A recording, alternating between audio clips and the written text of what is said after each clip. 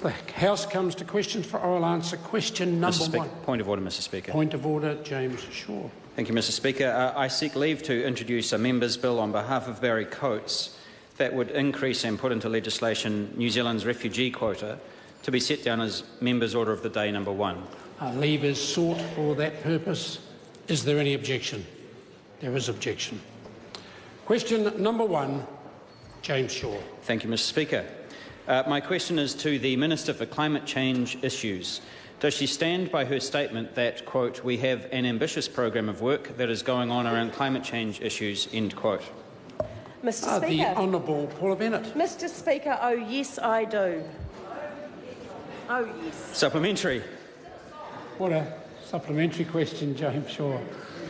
Why has she said publicly that her climate change program is ambitious when privately officials have told her that it won't deal with 85% of the climate pollution that she has promised to cut? Well, Mr. Speaker. The Honourable Paula Bennett. I think, Mr. Speaker, what the member is referring to is that if we keep doing what we're doing today, then that is exactly where we'll end up and we won't be able to meet those 2030 targets. And so that's why we've got such an ambitious work program going on within climate change, so that we actually can look at how we get those 235 million tonnes. Supplementary. Supplementary question, James Shaw. Would she agree that the title of her opinion piece last October, quote, we're on the right track on tackling climate change, end quote, was misleading, given that officials have told her that, quote, under our current policy settings we are not on track to reduce emissions?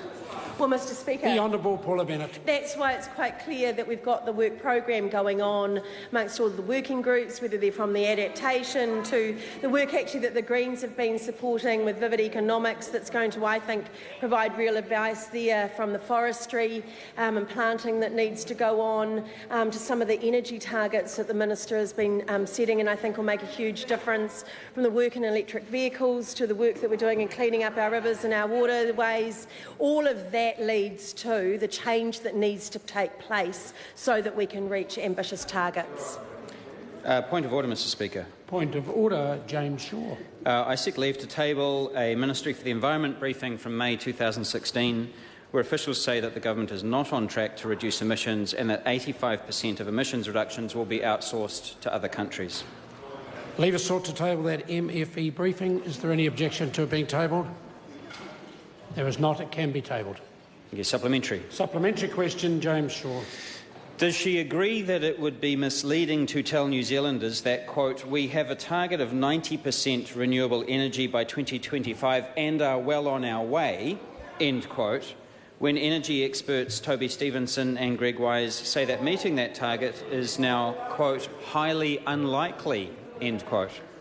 Well, Mr. Speaker. Order. The Honourable Paula Bennett. Well, Mr. Speaker, certainly every advice I'm getting is that we will meet that target. We're currently at more than 80%. Certainly everything that I've seen says that actually what they're stating is not correct, and we will continue to work towards reaching what I think is really ambitious, to be 90% by that 2025. Supplementary.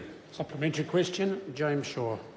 Would it be misleading for her to characterise Simon Bridges' electric vehicle initiative as ambitious when officials tell her that it will only contribute 0.2% of the cut in pollution that we need to meet the 2030 target? The Honourable Paula Bennett. Well, Mr. Speaker, I do think it's ambitious. He's doubling the number he was in his previous role, and he is really enthusiastic about it as Minister of Transport, having 2 of them in his family now, I believe, alone. Mr. Speaker, there's more that I think needs to be done, and I get pretty excited about where I think the future is in electric vehicles, and I reckon where it will be in 5–10 years' time will obviously be a lot different than what it is today. Point of order, Mr. Speaker. Point of order, James Shaw. Thank you, Mr. Speaker. I seek leave to table Appendix 1 from a briefing from the Ministry for the Environment to the Minister in May last year, showing that the electric vehicle policy will only cut 0.2% of emissions needed to meet the 2030 target. Leave is sought to table that particular MFE report. Is there any objection? There is none. It can be tabled.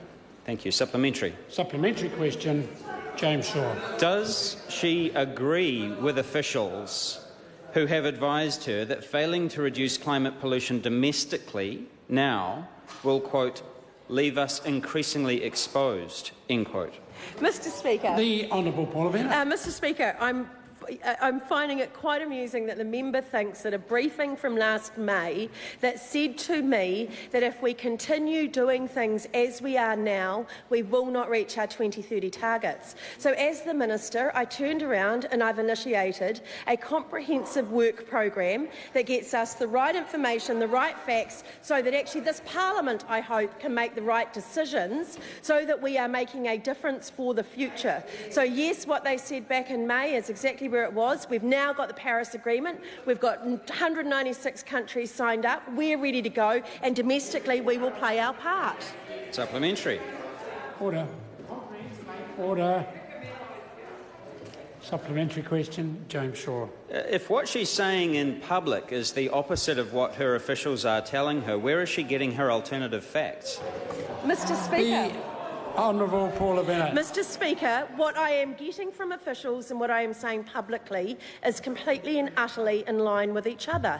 They are saying that if we continue doing things as we were, we would not reach the goals and accomplish what we want to as a country. We have then got a committed, comprehensive work program that actually the officials have been fantastic in pulling together and leading many of the groups throughout it. And we will, I hope, as an entire Parliament, not just as a party, look at the changes that need to be made that will make it better for future generations.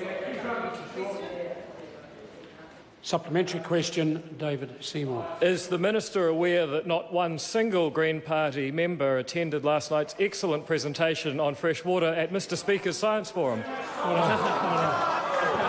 Order. There's no ministerial responsibility there. Supplementary question. Point of order.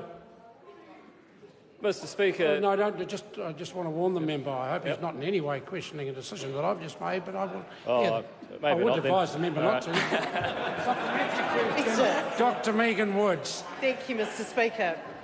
Will the Minister admit that this projected failure to meet New Zealand's greenhouse gas emission target is finally sufficient evidence that failure to plan is planning to fail, and accept the need for formalised carbon budgeting and an independent climate commission?